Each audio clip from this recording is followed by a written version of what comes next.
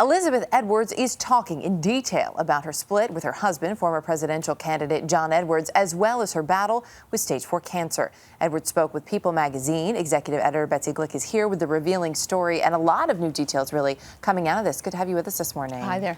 So she talked specifically about their relationship and the fact that they are separated right now, she and John Edwards, but they're not going to get divorced. What was the most revealing thing that came out of that conversation about her relationship, you think?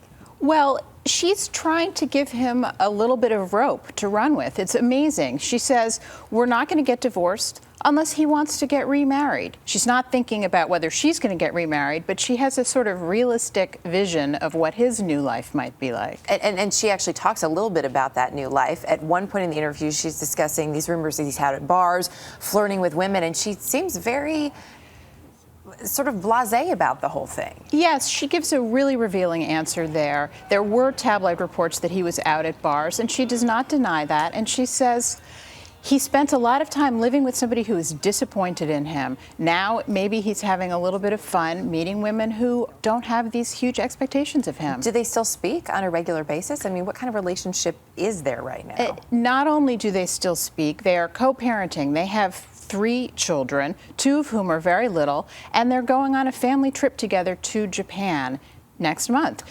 All 5 of them? I believe probably. the 2 little children, Kate Edwards is not going, the 4 of them. And she even says, I mean, of course, the sleeping arrangements are going to be different.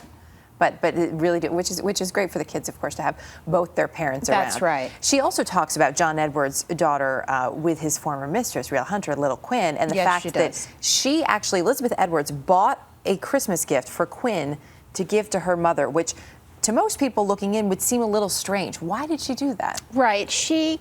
She says this is just kind of what one parent does for the other parent. You make sure that the child has bought a Christmas gift. And so to her, that just seemed normal. It's something that I would do for any of my children. Yes. Which is interesting. Her oldest daughter, Kate, who we haven't heard very much from. Kate's 28. So obviously this affects her in many different ways than it does the 2 younger kids who are 10 and 12. She is speaking out to people, really, for the first time. That's right. As part of our story, Kate wrote a small piece sort of about her admiration of her mother and her mother's strength and grace under pressure. Kate does not go very far in the direction of speaking about sort of any anger she might have towards her parents or anger about the breakup. Kate, has her own relationship with her father, loves her father. Kate also shoots down those rumors that were out there a little while ago that if something were to happen to Elizabeth, that Kate would have custody of the children. Kate and Elizabeth both very firmly deny that report. It's interesting. I do want to pull out a little bit of what she said here. She says what Kate wrote in her blog for you. There are things she taught without words, speaking about her mother, Elizabeth, how to continue to live your life on your own terms when it somehow becomes savaged by people you never invited into it. That's an interesting word choice, though, savaged, that she used. Yes.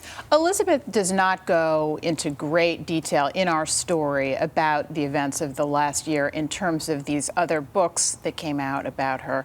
But we know she has told us that she does spend a fair amount of energy trying to kind of rebut each point by point, that she feels that lies have been published, and clearly Kate does as well. We only have about 10 seconds left, but I know she also talks about she wants at least another 8 years. That's right. She talks about her health in quite a bit of detail. It's not great, but she's hoping that she can see her children through school. All right. Betsy Gleick, great to have you with us this morning with those details. A lot happens early on The Early Show, weekday mornings on CBS.